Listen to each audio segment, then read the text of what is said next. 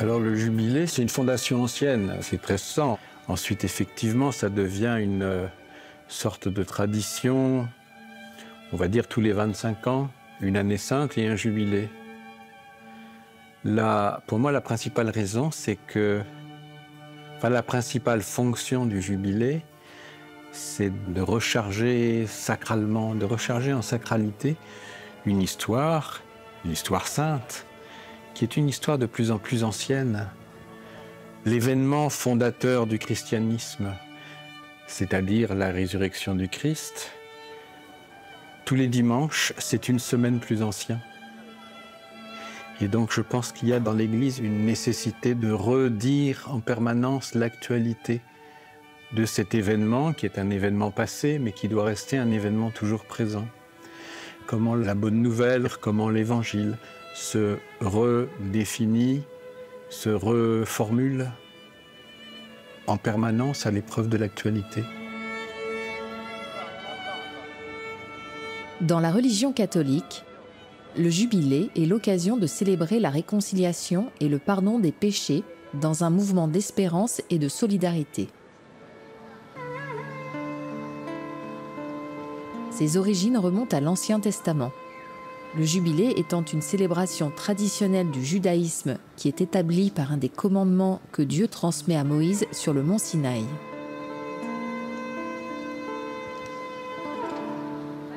Vous déclarerez sainte cette 50e année et proclamerez l'affranchissement de tous les habitants du pays. Ce sera pour vous un jubilé. Chacun de vous rentrera dans son patrimoine, chacun de vous retournera dans son clan. Cette 50e année sera pour vous une année jubilaire. Vous ne sèmerez pas, vous ne moissonnerez pas, vous ne vendangerez pas. Le jubilé sera pour vous une chose sainte. En cette année jubilaire, vous rentrerez chacun dans votre patrimoine.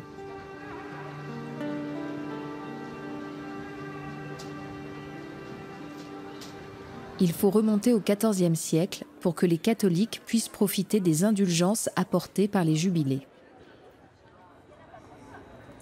Dès le matin du 1er janvier 1300, Rome connaît une animation extraordinaire. Les Romains se rendent en foule vers la basilique Saint-Pierre. Depuis la venue du Christ, pense-t-on alors, chaque début de siècle est marqué par des grâces insignes, dont la visite des basiliques romaines est la condition nécessaire.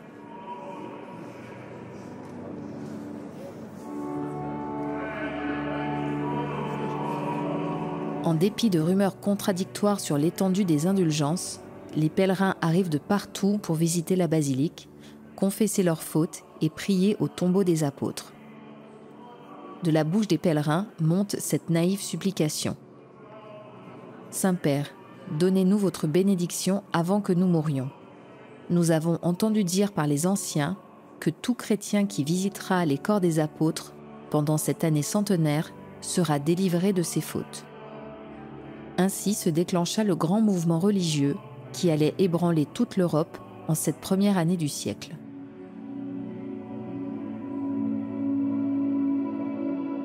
Les archivistes du Vatican, n'ayant trouvé nulle trace d'un précédent, le pape Boniface VIII promulgue la première année sainte.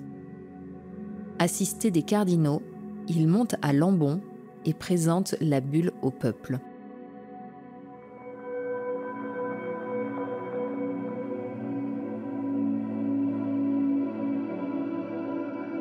Cette bulle papale accorde aux pèlerins des basiliques de Rome l'indulgence plénière, jusque-là réservée aux croisés. Mais pour gagner cette faveur extraordinaire, les Romains devaient visiter 30 jours de suite les basiliques Saint-Pierre et Saint-Paul. Marcheurs de Dieu, conscients de leurs péchés et confiants dans le pardon de Dieu, ils viennent chercher leur renaissance spirituelle. En s'affirmant alors comme le seul lieu au monde où tous les fidèles pouvaient obtenir la rémission de leurs péchés, Rome acquiert un statut de ville sacrée et un prestige spirituel qui marque fortement son visage et ses destinées ultérieures. La diffusion de cette bulle entraîne le plus grand pèlerinage médiéval de l'histoire. Enthousiastes, les chroniqueurs décrivent cette Europe chrétienne en marche. prêtres et religieux, nobles et gens du peuple, vieillards et jeunes gens prennent le chemin de Rome. Rome n'est plus la capitale d'un empire disparu, mais elle est de plus en plus la capitale de l'Église. C'est le seul endroit où l'on peut, au prix d'un pèlerinage, obtenir l'assurance d'être exempt des peines du purgatoire. Donc tout le monde, même le paysan le plus reculé, entend parler de Rome comme une sorte de capitale de la grâce. Le premier jubilé, le jubilé de Boniface VIII, il est lié en particulier au fait qu'on ne peut plus aller à Jérusalem. Donc comme on ne peut plus aller à Jérusalem, on va faire quelque chose à Rome. Donc de toute manière, l'histoire du jubilé, c'est l'histoire de l'impossibilité de se rendre à Jérusalem.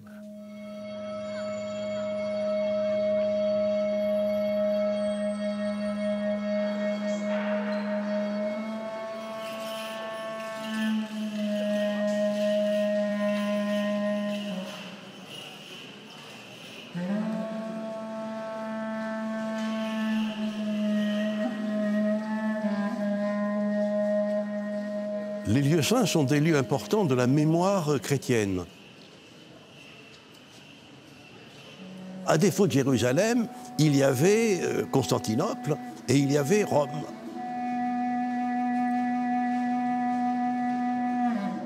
Ce qui fait que la visite au seuil des apôtres ad limina était quelque chose qui effectivement voulait retrouver la trace des martyrs romains, la trace de Pierre et Paul.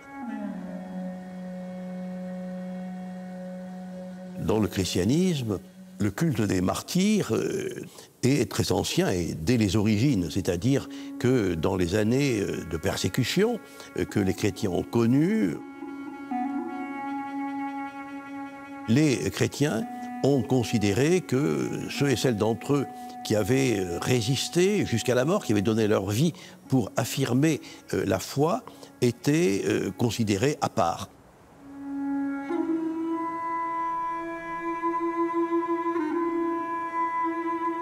La lecture des actes des martyrs était quelque chose de coutumier.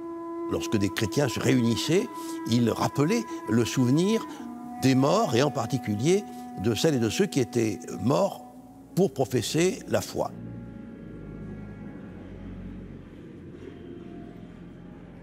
Et puis, il y a les traditions, avec tout ce qui est lié aux apôtres, aux martyrs de Rome. Donc on voit tout à fait cet imaginaire se propager dans toute l'Europe.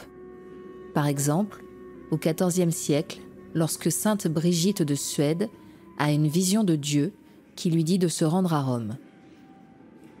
Elle écrit « Je vais à Rome pour voir les places qui sont rouges, rouges du sang des martyrs. » Les jubilés vont en quelque sorte encadrer ces pèlerinages des siècles précédents.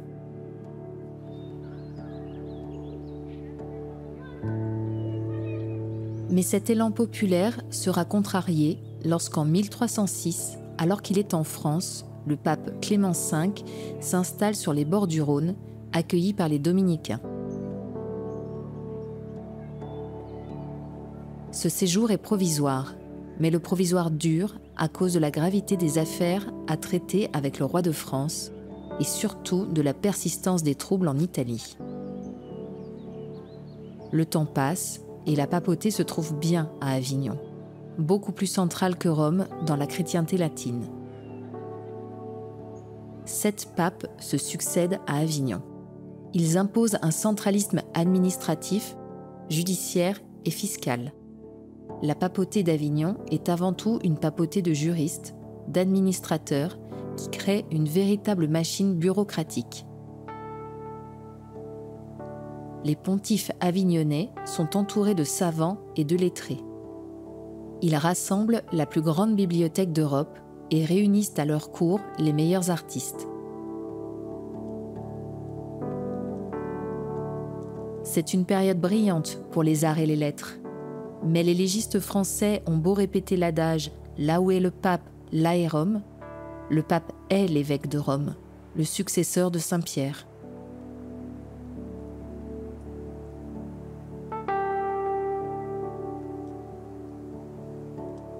Le pape Clément VI maintient la concession de l'indulgence plénière en faveur des pèlerins.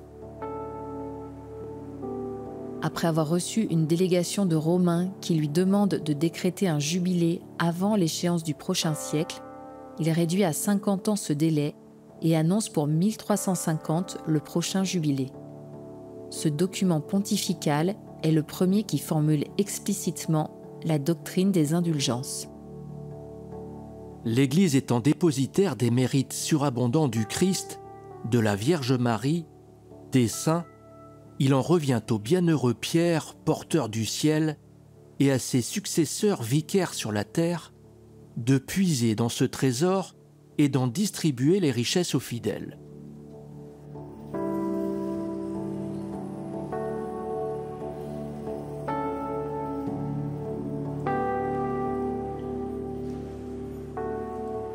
À l'occasion de l'année jubilaire, l'indulgence plénière est réparation du désordre causé par le péché.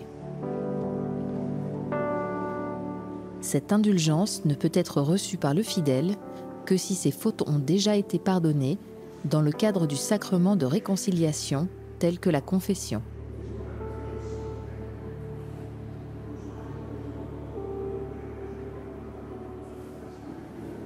Mais la faute pardonnée reste commise, et ses conséquences ne peuvent être effacées.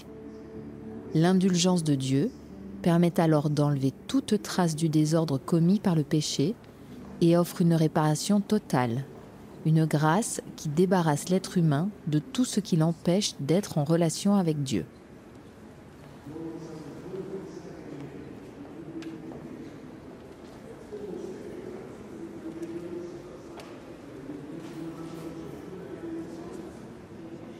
Dans le cas du jubilé, il y a une chose qui est vraiment intéressante, qui est le fait que la dimension de religion populaire est très présente. Et le jubilé, ça a été inventé pour accorder une indulgence plénière à ceux qui feraient, dans certaines conditions, un pèlerinage à Rome. Et cette idée d'indulgence plénière, c'est cette idée d'indulgence qui a tant fait de dégâts dans l'histoire de l'Église au passé, est restée quelque chose de très présent, je pense, dans la religion populaire et dans l'idée que les dirigeants de l'Église, que les responsables de l'Église se font de la religion populaire.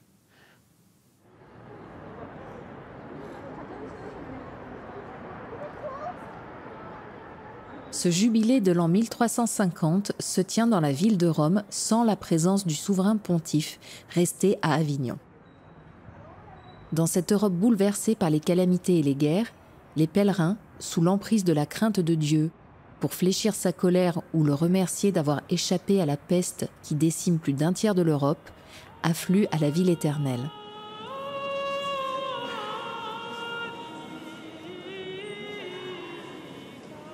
À la visite des deux basiliques de Saint-Pierre et Saint-Paul, le pape ajoute celle de Saint-Jean de Latran.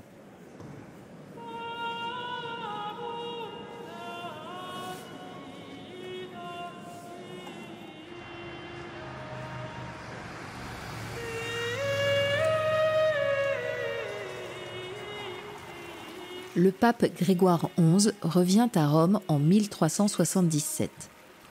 Il a auparavant modifié les conditions du jubilé par un document qui mentionne la Vierge Marie.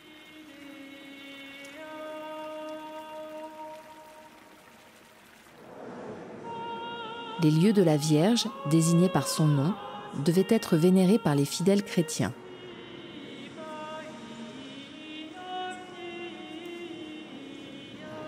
En conséquence, aux 3 basiliques précédentes, Grégoire ajoute la visite de Sainte Marie Majeure, où le Seigneur Tout-Puissant, comme on le croit pieusement, opère beaucoup de miracles par l'intercession de la Bienheureuse Vierge. Désormais, la liste des basiliques majeures, fixée pour les stations du pèlerin, ne variera plus.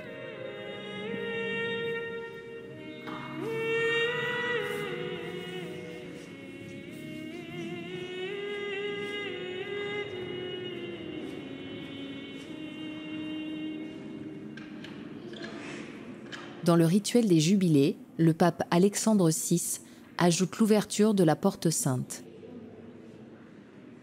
La porte sainte est une porte ouverte par le pape pour marquer symboliquement le commencement de l'année sainte.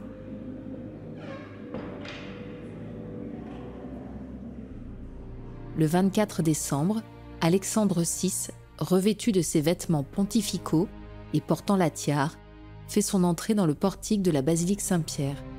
Arrivé devant la porte sainte, le cortège s'arrête. Le pape s'approche de la porte et reçoit un marteau avec lequel il frappe plusieurs coups sur l'ouverture ménagée au milieu de la porte. La porte sainte a une profonde signification symbolique.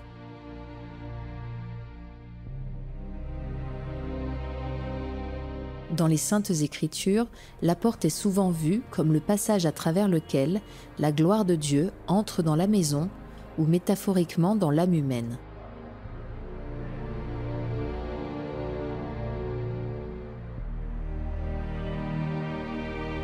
Déjà, dans Ézéchiel, on trouve des références à ce concept qui reflète la notion d'accueil de la grâce divine dans le cœur du croyant.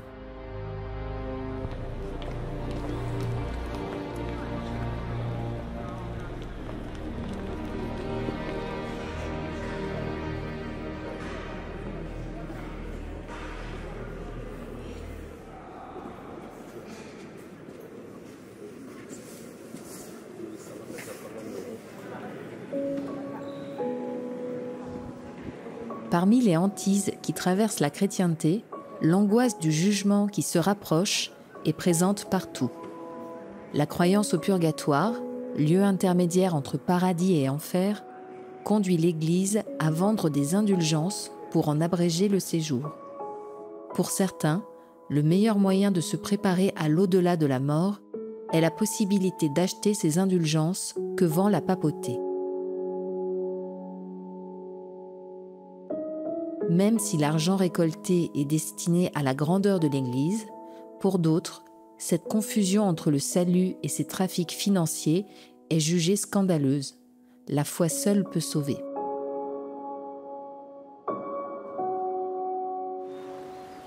Le pape envoie un cardinal prêcher des indulgences en Allemagne. Dans le cortège chargé de le recevoir figure un étudiant en philosophie de 19 ans, Martin Luther. 15 ans plus tard, en 1517, il affiche ses 95 thèses sur les indulgences. Le pape Léon X demande à Luther de retirer 41 erreurs, qu'il condamne comme hérétiques. Luther entre alors en conflit avec l'Église. Il brûle publiquement la bulle papale. Il est excommunié. Déniant aux gens d'Église le pouvoir d'intercéder auprès de Dieu en faveur du chrétien, les thèses de Luther jettent les bases du protestantisme. La question des indulgences est une question financière. Est-il possible d'obtenir une rémission ou une diminution de sa peine en soutenant des œuvres de l'Église? Certains répondent oui, Luther répond non. Les indulgences sont surtout significatives d'un débat qui évolue énormément au sein de la société de cette époque-là, qui consiste à savoir comment être sauvé. Alors Luther, effectivement, est en débat, un débat théologique autour de cette question de la grâce. Est-ce que la grâce de Dieu s'obtient, entre guillemets, à travers un certain nombre d'œuvres, et il y a des textes bibliques qui vont parfaitement dans ce sens, ou est-ce que la grâce est un don sans contrepartie de Dieu envers les êtres humains, et il y a un certain nombre d'autres textes qui vont dans ce sens.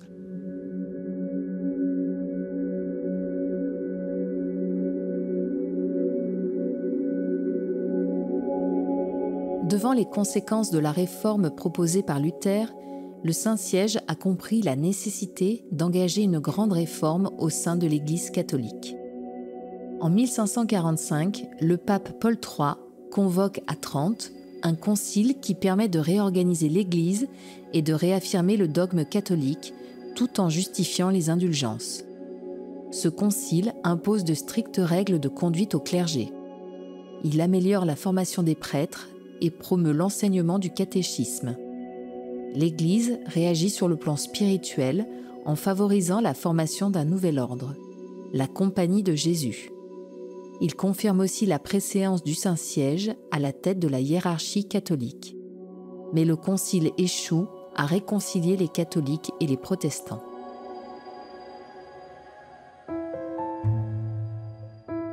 Après cette crise, le pape Grégoire XIII annonce un nouveau jubilé en 1575.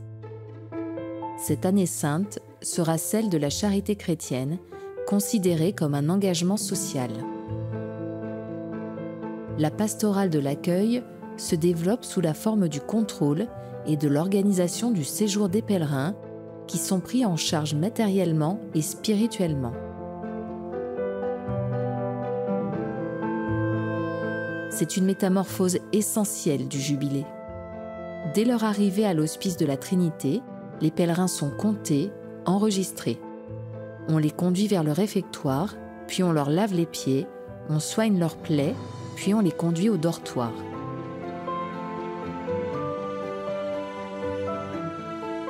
Sur le plan religieux, de gros efforts sont fournis.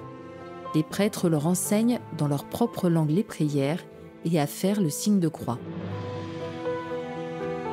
Le tout complété par une catéchèse élémentaire sur le jubilé et bien sûr, on les prépare à la confession.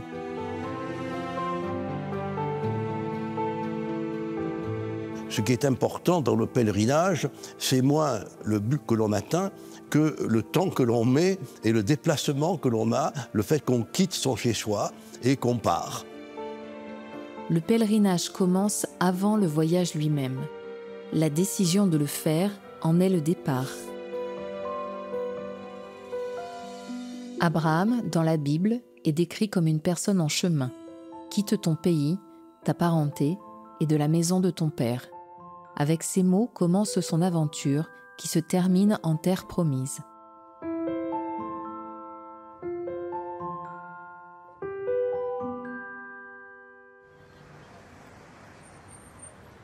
Pour faciliter la venue des pèlerins, le pape Clément VII avait fait nettoyer les abords du pont Saint-Ange, seul passage permettant d'accéder à la basilique Saint-Pierre. Le château et le pont ont tous deux reçu le nom de Sant'Angelo au VIe siècle. Le pape Grégoire Ier avait eu la vision d'un ange apparaissant sur le toit du château pour signaler la fin d'une épidémie. C'est un chemin de croix symbolique avec des parapets de 10 statues d'anges portant les instruments de la Passion. Sentinelle du pont Saint-Ange, Saint-Pierre tient dans sa main les clés du ciel, communément appelées les clés du paradis. Tandis que Saint Paul tient une épée, référence à la lettre aux Éphésiens, dans laquelle le saint lui-même l'utilise comme emblème de la lutte contre le mal. Les deux statues se veulent également un avertissement pour tous ceux qui s'apprêtent à traverser le pont. À leur base, des gravures indiquent « À partir d'ici, le pardon pour les humbles » et « À partir d'ici, le châtiment pour les orgueilleux ».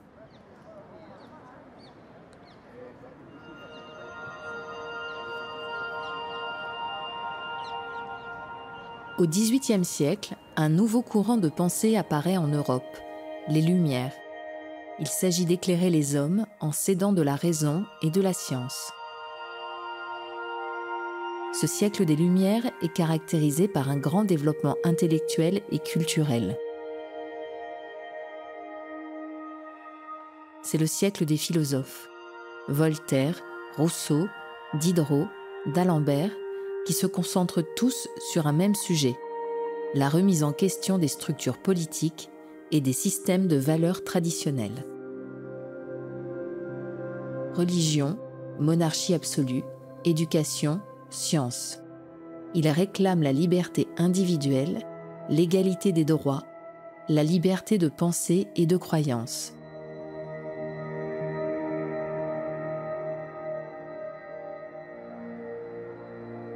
Marginalisé dans la société, le pèlerin passe alors aux yeux des esprits éclairés pour un chrétien superstitieux.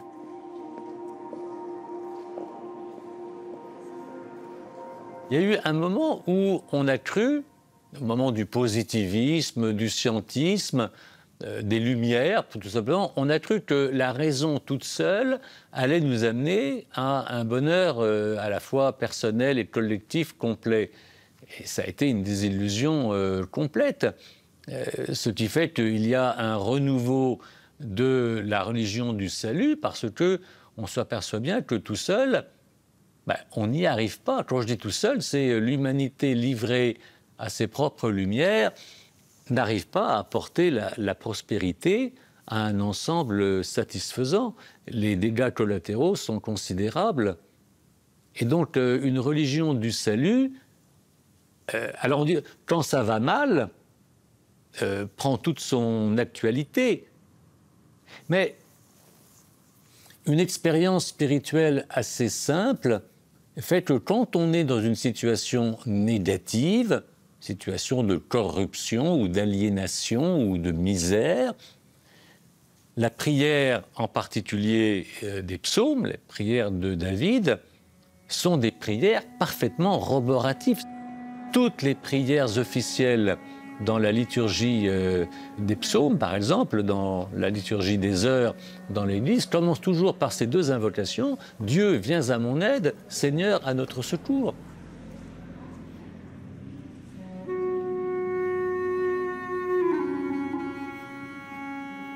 Entre 1775 et 1900, un seul jubilé aura lieu, en 1825. Et les pèlerins ne viendront quasiment que d'Italie. Le chemin des jubilés, depuis ses origines en 1300, est un itinéraire de foi, toujours orienté par la même boussole, celle du pardon qui trouve en Jésus une porte toujours ouverte.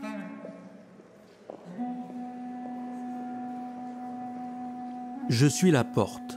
Si quelqu'un entre par moi, il sera sauvé. Il entrera et il sortira, et il trouvera des pâturages.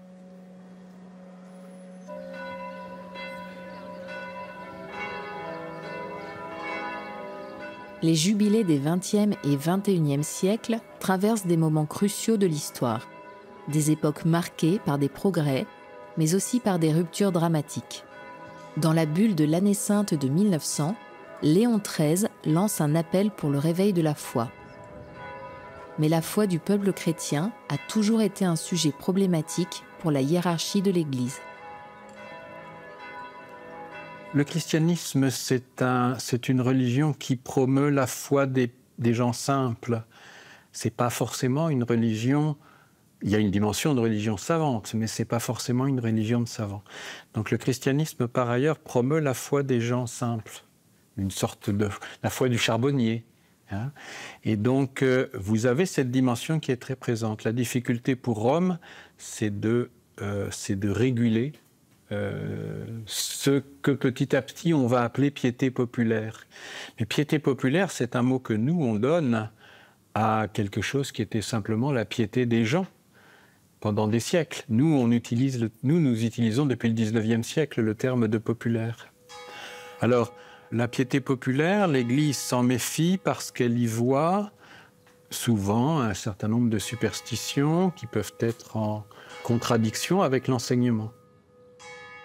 Elle y voit des superstitions, d'autant plus qu'une partie de la piété populaire peut puiser à d'autres sources, et notamment aux autres religions dites païennes qui existent et dont la culture perdure, notamment dans les campagnes européennes. Donc la piété populaire, c'est à la fois une ressource possible pour l'Église, parce que c'est la piété du vrai peuple, et en même temps une menace. Le pape de Rerum Novarum rappelle le contexte dans lequel se déroule le passage entre deux siècles. Une angoisse particulière nous étreint douloureusement toutes les fois que nous songeons au grand nombre de chrétiens qui, séduits par la licence de penser et de juger, en s'abreuvant avidement du venin des mauvaises doctrines, corrompent chaque jour en eux-mêmes le précieux bienfait de la foi divine.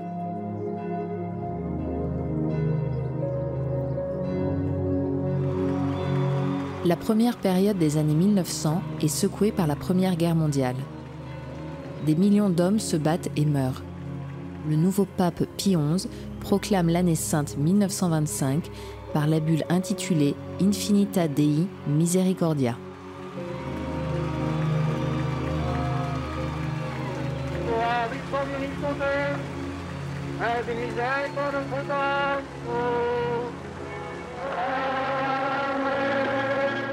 Il est difficile que les liens de fraternité entre les peuples puissent être restaurés et qu'une paix durable puisse être rétablie si les citoyens et les gouvernements eux-mêmes ne sont pas imprégnés de cette charité qui, surtout à cause de la guerre, semble malheureusement depuis longtemps endormie et presque abandonnée.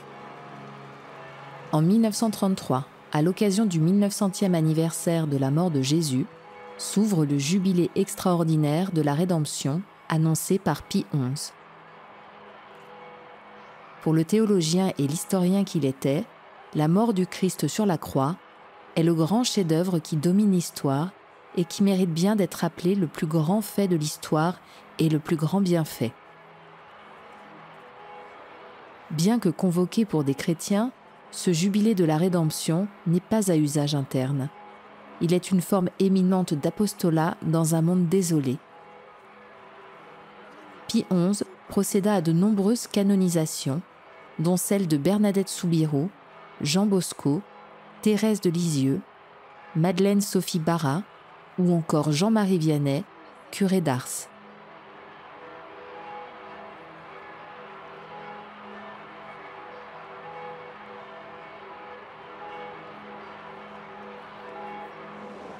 Pie XII, devenu pontife en 1939, a la lourde charge de présider aux destinées de l'Église pendant la Seconde Guerre mondiale. Le monde d'après-guerre sera entièrement bouleversé. Le grand jubilé de 1950, c'est le premier grand déplacement religieux après les sombres années de la guerre et même, je dirais, après les sombres années des deux guerres successives.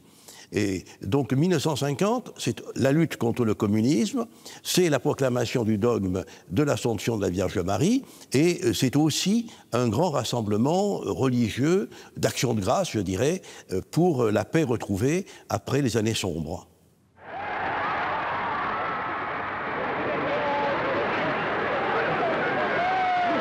Ieri ancora creditante per la vita dei tuoi figli e delle tue figlie, per la sorte di incomparabili tesori di religione e di cultura, con dinanzi agli occhi lo spettro terrificante della guerra e di inimmaginabili distruzioni.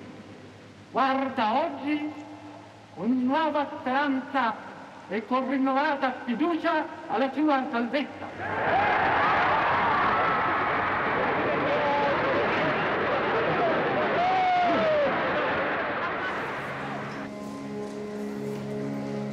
Le jubilé de l'année sainte 1950 suit le drame de la Seconde Guerre mondiale.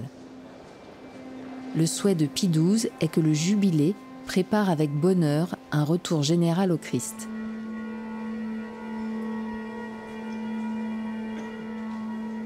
Le pape voit de l'espoir parmi les ruines d'un nouvel humanisme.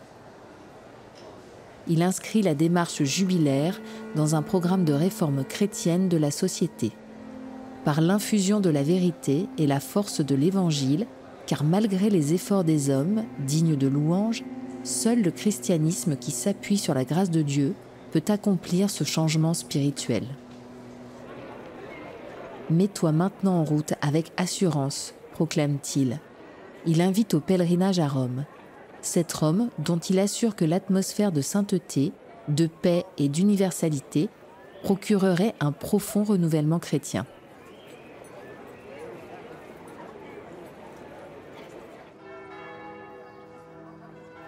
« 1959. Jean XXIII, qui vient d'être élu pape, avant même de penser au jubilé futur, annonce un programme ambitieux. Un synode pour repenser l'évangélisation, une réforme du droit canon et un concile. Le concile œcuménique Vatican II s'ouvre à Rome le 11 octobre 1962. Le pape Jean XXIII donne le ton et l'esprit des travaux dans son discours d'ouverture. Je veux ouvrir largement les portes de l'Église afin que nous puissions voir ce qui se passe à l'extérieur et que le monde puisse voir ce qui se passe à l'intérieur de l'Église. Le Concile Vatican II, 1962-1965, c'est le moment où 2000 évêques et une 500aine de théologiens et de dirigeants de trucs se retrouvent à Rome autour de la même foi, donc avec l'idée qu'ils ont quelque chose en commun, et découvrent concrètement qu'ils n'ont pas la même culture. Et que donc ils ne vivent pas forcément leur foi de la même manière. Et ils mettent 4 ans à se mettre d'accord. Et ça fabrique l'Aggiornamento, ça fabrique le Concile Vatican II, qui est à la fois, du coup, un moment absolument passionnant, une très grande déstabilisation pour l'Église, parce que le discours européen se trouve mis à l'épreuve d'autres manières de comprendre l'Église, donc une vraie déstabilisation, mais une déstabilisation consentie, délibérée. On a besoin de se déstabiliser de cette manière-là pour être davantage chrétien. Et c'est une manière de rentrer dans la globalisation du monde.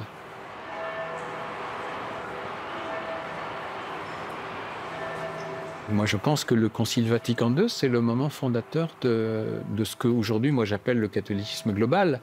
C'est-à-dire, à l'intérieur du catholicisme, vous avez une tension permanente aujourd'hui entre la centralité romaine et le fait qu'il n'est pas moins légitime d'être catholique philippin ou d'être catholique indien que d'être catholique italien.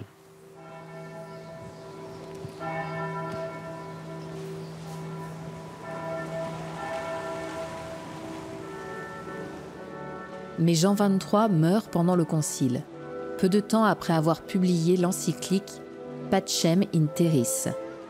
Le même mois, Paul VI est élu pape et annonce dès le lendemain son désir de donner suite aux travaux du concile.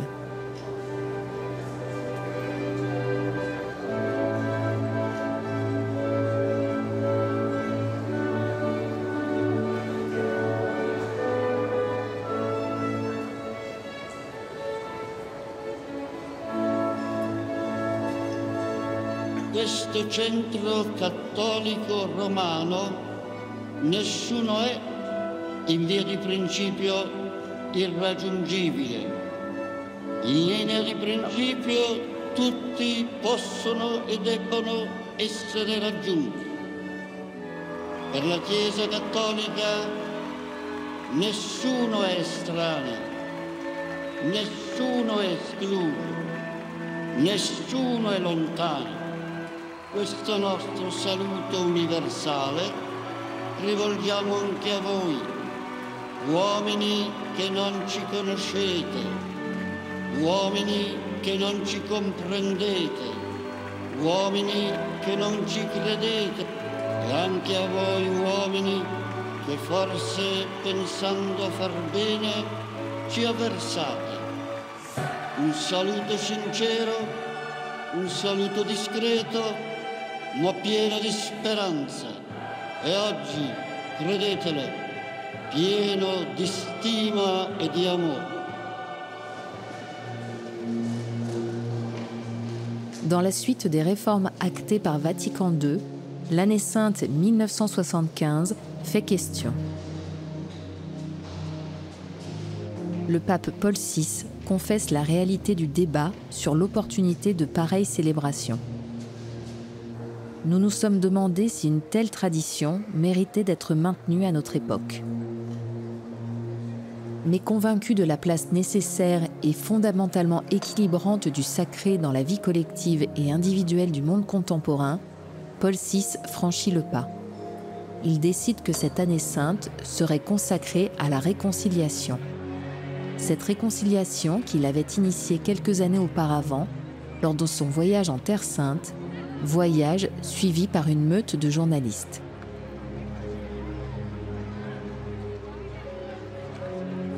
Il va suivre le chemin des pèlerins, du Jourdain à Nazareth, de Nazareth à Bethléem.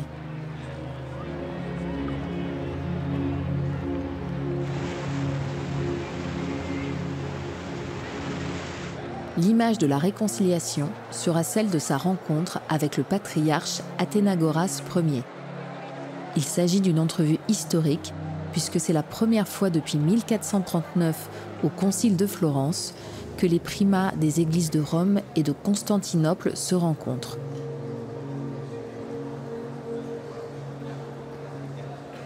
Pour ce jubilé de la réconciliation, Paul VI accorde aux églises locales, pour la première fois dans l'histoire, le privilège de célébrer le jubilé avant que Rome n'en soit le théâtre. Je crois que c'est très important que le jubilé n'est pas seulement centré à Rome, mais qu'il y a d'autres points axiaux qui permettent de célébrer le jubilé. Et le pape a insisté beaucoup sur le fait qu'il y a à travers le monde, dans chaque pays, des endroits, des basiliques, des églises jubilaires où l'on peut effectivement participer à l'effort de jubilé. Car l'effort de jubilé, c'est le déplacement, mais c'est d'abord le fait d'une sorte de renouveau religieux, de réveil religieux.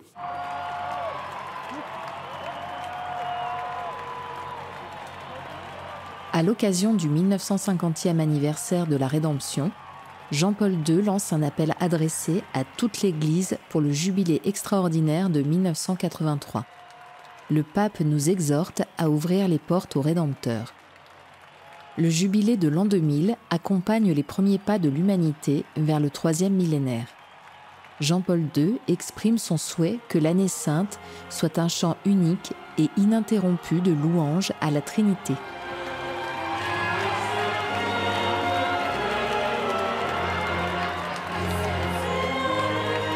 Non abbiate paura, aprite, anzi spalancate le porte a Cristo.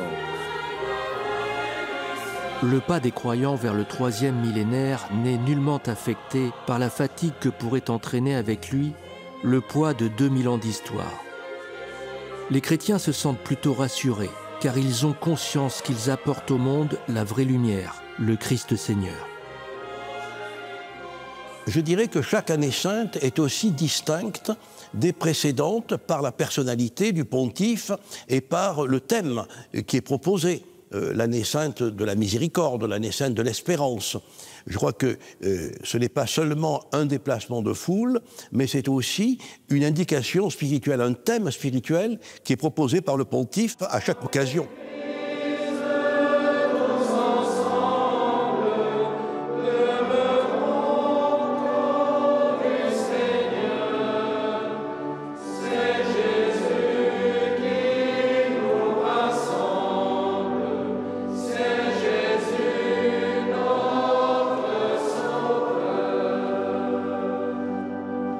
L'espérance ne déçoit pas. Sous le signe de l'espérance, l'apôtre Paul stimule le courage de la communauté chrétienne de Rome. L'espérance est le message central de notre jubilé. Je pense à tous les pèlerins de l'espérance qui arriveront à Rome pour vivre l'année sainte et à ceux qui ne pouvant pas se rendre dans la ville des apôtres Pierre et Paul, la célébreront dans les églises particulières. Qu'elle soit pour tous un moment de rencontre vivante et personnelle avec le Seigneur Jésus, porte du salut. Il est notre espérance, lui que l'Église a pour mission d'annoncer toujours, partout et à tous.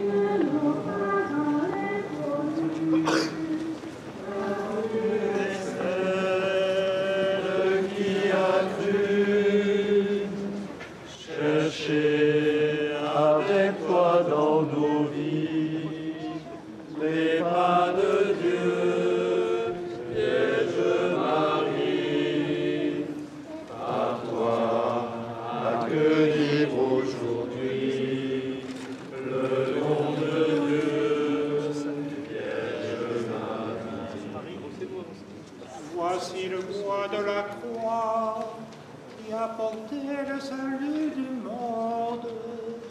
Venez, adorons.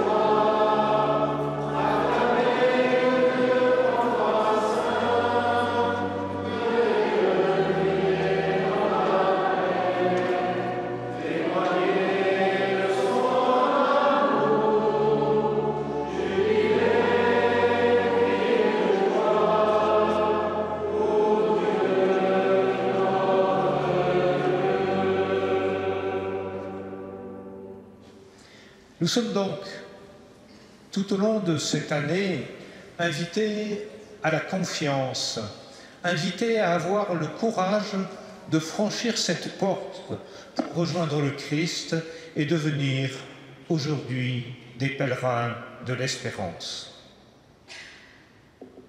L'ouverture de cette porte nous invite à la joie. Criez de joie, hommes et femmes justes, car nous entrons en cette année dans un temps de grâce, un temps de réconciliation, un temps de pardon. Une année que le Seigneur nous donne comme pour nous alléger de tout ce qui peut peser dans nos vies, pour remettre nos dettes, pour vivre pleinement de notre état d'enfants de Dieu. Il a voulu que nous soyons appelés ses enfants, et nous le sommes.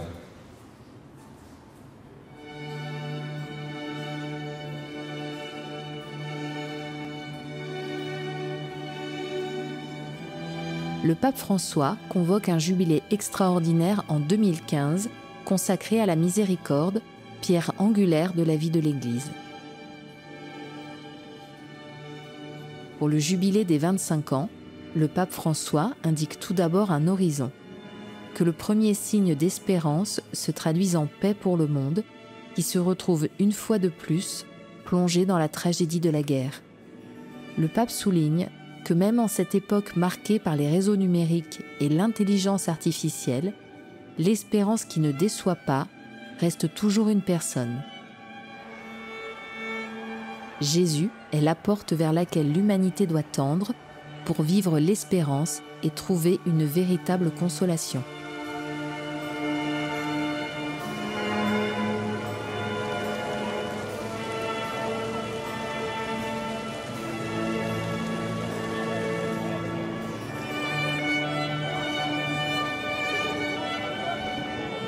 Dans le jubilé, il y a une dimension potentiellement d'entre-soi, parce que c'est une vieille histoire dans laquelle on se réfère à quelque chose que nous avons en commun, qui nous est propre, nous, catholiques, et qui est centré sur Rome.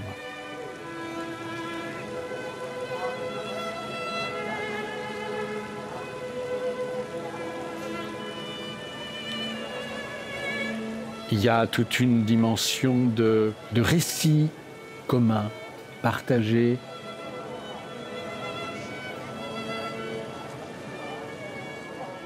La bulle d'indiction, la bulle « l'espoir ne déçoit pas », elle est très intéressante parce qu'elle se réfère beaucoup à la notion de signe des temps. Et se référer dans l'Église catholique à la notion de signe des temps, c'est se référer à ce qui vient du monde, qui n'est pas forcément catholique, mais dont le catholicisme doit tenir compte pour demeurer une révélation actuelle.